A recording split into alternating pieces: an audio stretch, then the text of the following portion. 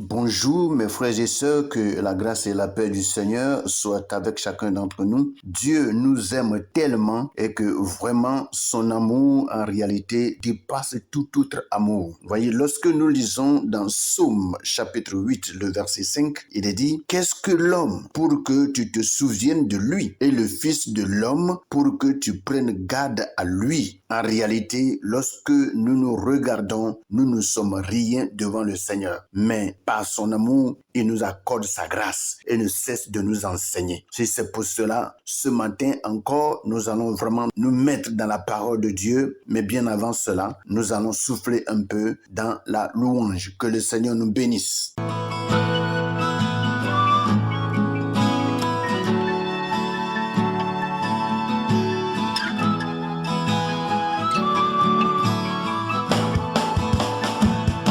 Oh Jésus est merveilleux, merveilleux, merveilleux.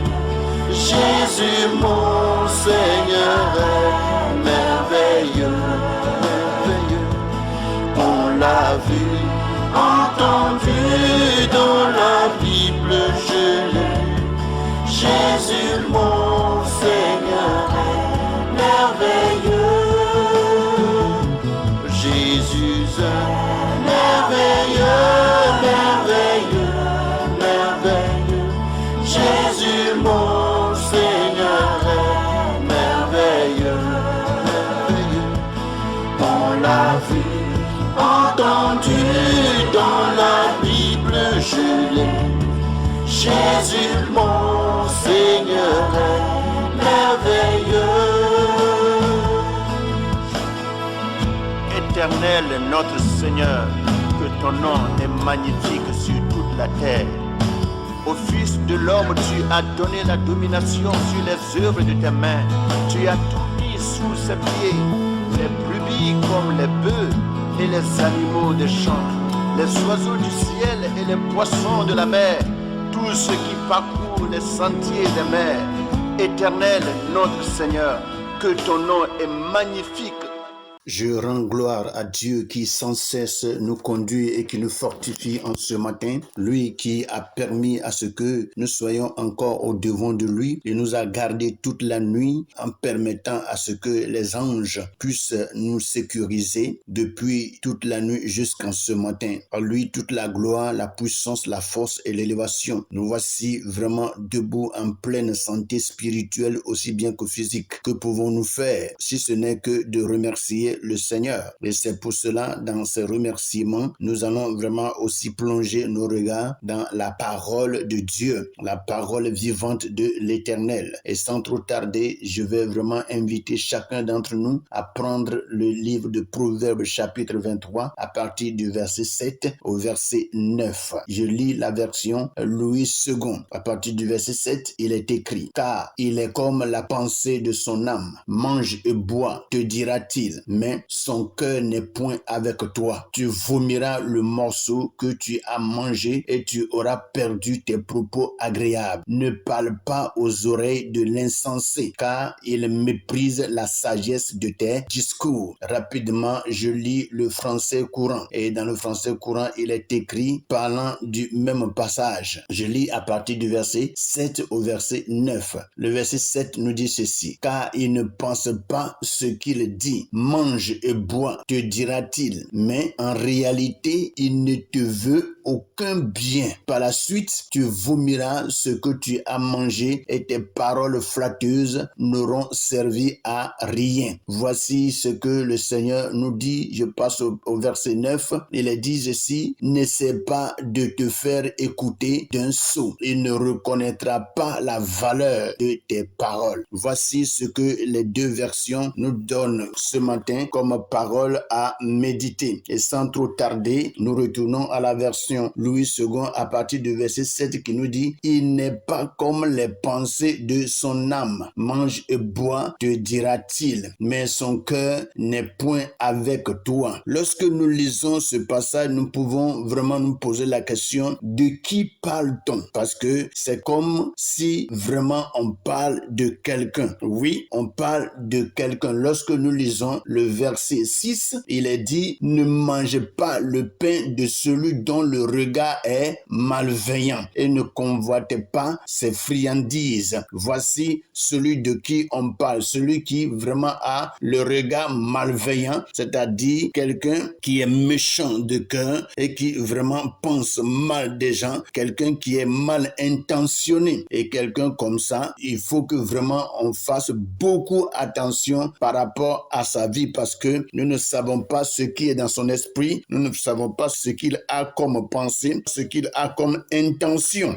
Et il peut vraiment manifester ce qu'il a en lui d'un moment à l'autre. Il peut être violent. Alors, il faut en réalité être prudent envers des gens comme ça. Et la Bible dit d'être celui-là qui ne mange pas avec vraiment quelqu'un qui est mal intentionné, c'est-à-dire quelqu'un qui a le regard malveillant. Il dit, ne convoitez même pas ses friandises. Et c'est de celui-là qu'on parle au verset 7 qui dit, car il est comme la pensée de son âme. Mange et bois, te dira-t-il. Vous voyez, mais son cœur n'est point avec toi. Il y a en réalité des gens qui sont ainsi. Ils ont vraiment beaucoup de choses dans leur cœur, mais ils vont faire comme s'ils t'aiment. En réalité, on peut appeler ces gens des hypocrites. Et les hypocrites sont vraiment très souvent dangereux. Quelqu'un qui est hypocrite peut t'introduire dans bien de choses. Il peut t'introduire dans beaucoup de mal. Il peut vraiment te mettre même dans un trou et te livrer vraiment à des brigands, te livrer à des meurtriers sans que tu ne le saches. C'est-à-dire, c'est quelqu'un qui peut facilement te vendre. Il peut te vendre sans que tu ne saches qu'il est en train de te vendre. Des gens comme ça, il faut vraiment faire attention. Et lorsque tu vois des gens comme ça en train de manger et que tu t'approches, il ne va pas refuser. Il va te dire, mange et bois. Mais pendant ce temps, il ne te veut pas du bien. Et je l'avais déjà dit qu'il faut savoir celui avec qui tu manges. Parce que au jour d'aujourd'hui, il y a tellement de jaloux, il y a tellement de méchants, des gens qui en veulent à la vie des autres et qui peuvent facilement t'empoisonner et tu manges de ces nourritures, tu viens à la maison, tu en souffres, tu souffres du poison et tu en meurs. Mes frères, je prie à ce que vraiment ces choses ne vous arrivent pas. Quiconque tentera à vous empoisonner, que le Seigneur le livre au nom de Jésus-Christ. Toute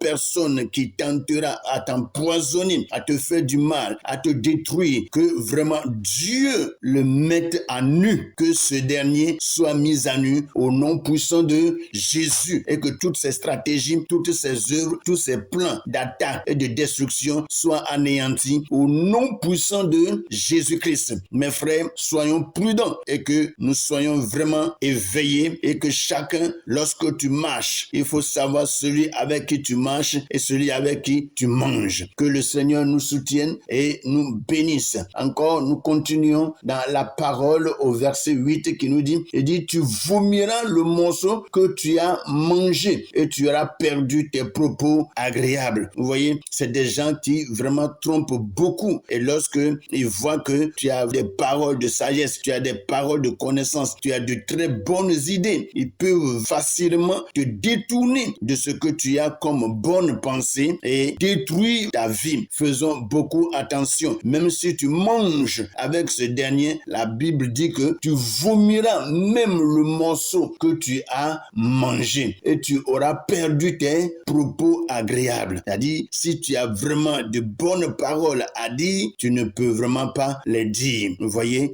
c'est des gens aussi qui peuvent facilement te corrompre et agir sur ton esprit, sur tes pensées pour que ce que tu voudras dire et qui est vraiment la vérité, qui peut vraiment amener ce dernier à se corriger, que tu ne puisses même pas le dire. Je peux dire que des gens comme ça, faites beaucoup attention, sinon vous aurez à rencontrer des sorciers. Que le Seigneur vraiment nous en préserve, que le Seigneur nous garde et que Dieu vraiment se révèle à nous lorsque de telles personnes se mettent sur notre chemin. Il est dit, ne parle pas aux oreilles de l'insensé, car il méprise la sagesse de tes discours. L'insensé, c'est quelqu'un qui est dépourvu de sens, qui est vide d'esprit, quelqu'un dont la réflexion est faible. Tout ce qu'il dit n'a pas de sens. Ça n'enseigne pas, ça n'instruit pas, ça ne forme pas. Et c'est pour cela, il faut beaucoup faire attention. Lorsque tu parles à de telles personnes, il faut dire qu'ils ne vont même pas considérer ce qui sort de ta bouche. Ils ne vont pas considérer cela. Ils vont mépriser cela. Ils vont fouler cela aux pieds. Et c'est ce que la Bible nous dit. Il dit, ne parle pas aux oreilles de l'insensé, car il méprise la sagesse de tes discours. Il ne faut pas parler à ses oreilles. Il ne faut pas croire, lui donner une bonne idée. Il va fouler cela aux pieds. Il ne prendra pas considération et même il va rire de toi qui vraiment lui donne de bonnes pensées. Vous voyez, et c'est pour cela il faut vraiment que nous fassions beaucoup attention pour ne pas que des insensés méprisent les discours que nous avons. Tu peux avoir une très bonne idée et que tu vas aller vers quelqu'un pour lui dire voici ce que je veux faire, cherchant une aide, cherchant un soutien. Ce dernier peut te décourager et tout ce que tu as planifié va tomber à l'eau parce que il va vouloir à ce que tu sois comme lui et que tu le ressembles. Vous voyez, c'est pour cela nous devons beaucoup faire attention, mes frères et sœurs, et que le Seigneur dirige nos pas, que le Seigneur nous donne la sagesse, l'intelligence, surtout le discernement des esprits pour que nous sachions ceux avec qui nous marchons pour ne pas tomber dans leur piège. Le français courant nous dit bien, car il ne pense pas ce qu'il dit. Mange et bois, te dira-t-il, mais en réalité, il ne te veut aucun bien. Mes frères et sœurs, faisons beaucoup attention. Faisons beaucoup attention. Il y a beaucoup de gens avec lesquels nous marchons dans ce monde. Mais voyant que quelque part, toi, tu vas à la réussite, il va tout faire pour te détourner, pour que tu échoues,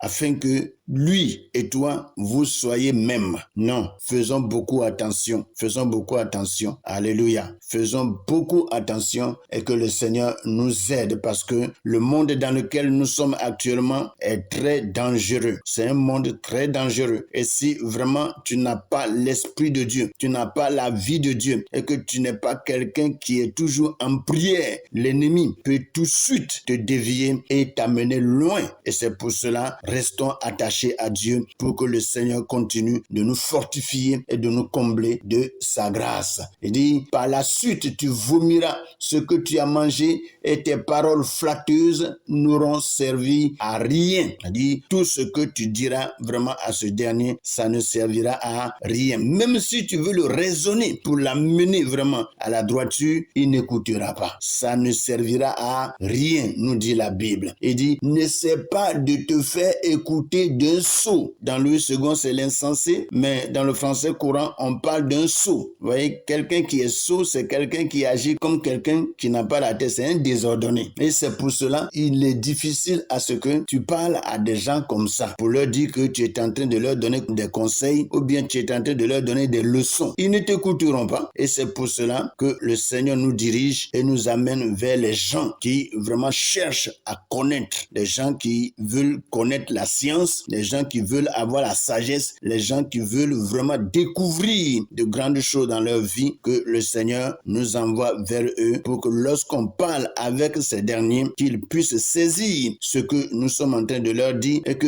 eux aussi soient capables de nous donner aussi des idées pour qu'en mettant les idées ensemble, nous puissions construire notre vie. Soyez bénis, que la grâce, la paix, la puissance et l'élévation du Seigneur soient le partage de tout un chacun. Comme nous sommes en train de le lire, n'essaie pas de te faire écouter d'un sot. Il ne reconnaîtra pas la valeur. Un chrétien a des paroles qui ont de la valeur, c'est-à-dire des paroles qui donnent la vie, qui guérissent. Que Dieu nous bénisse et que sa grâce, sa paix repose sur tout un chacun et soyez bénis ce matin. Passez une belle et bonne méditation au nom puissant de Jésus. Amen.